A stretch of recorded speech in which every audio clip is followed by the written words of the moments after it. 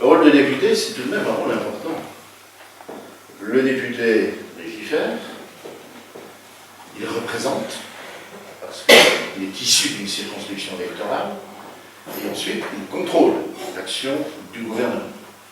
Et tout ce travail, tu l'as fait avec brio, avec détermination, et Jean-Jacques, tu as été un très bon député.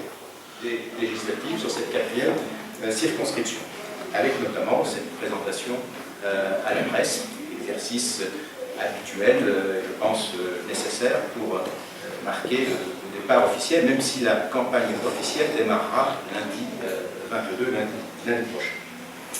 Alors vous le voyez, la famille est rassemblée, et ça me fait particulièrement plaisir. Je suis très heureux, notamment, je le dis, de la présence de vice-présidents du conseil départemental, Nathalie Babot et Simon Leclerc, dont la présence est évidemment symbolique aujourd'hui. Et au-delà de la présence de Nathalie et Simon, évidemment, l'ensemble des élus, et notamment les élus locaux qui sont souvent en première ligne, c'est pas François qui va me démentir, qui sont en première ligne avec de plus en plus de missions et de moins en moins de moyens, et c'est pas facile effectivement à gérer au quotidien.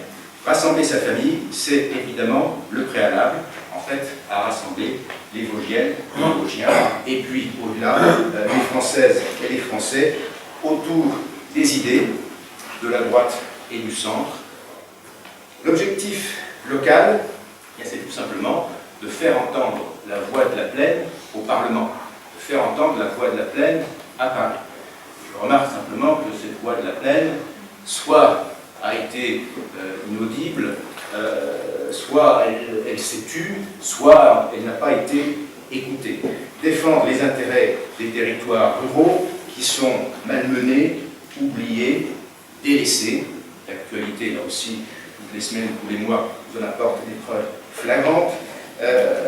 On a supprimé, vous l'avez constaté, les cantons, comme La Marche, le canton de Montureux. On a réorganisé des territoires sous des formes XXL, de plus en plus loin. On a une région qui est régionale qui va des bords de Seine au bord du Rhin. C'est pas facile à gérer tous les jours. On perd en proximité, et ça ne dépend pas de la qualité des élus, mais c'est une contrainte géographique physique. On perd en proximité, et donc en réactivité et en efficacité. On a supprimé des cantons, je le disais, on a supprimé des services, on a supprimé des emplois, et évidemment, tout ça porte un coup à la ruralité. Le président de la République, il y a quelques mois, avait utilisé une expression que je trouve fort malheureuse, parce que méprisante et scandaleuse. Il avait parlé des sans-dents. Pas tellement à droite. Ben ici, on est bien souvent, dans nos territoires ruraux, des sans-internet, des sans-médecins et même des sans-train. Donc ça, c'est effectivement assez pénalisant pour l'attractivité et le développement économique de nos territoires.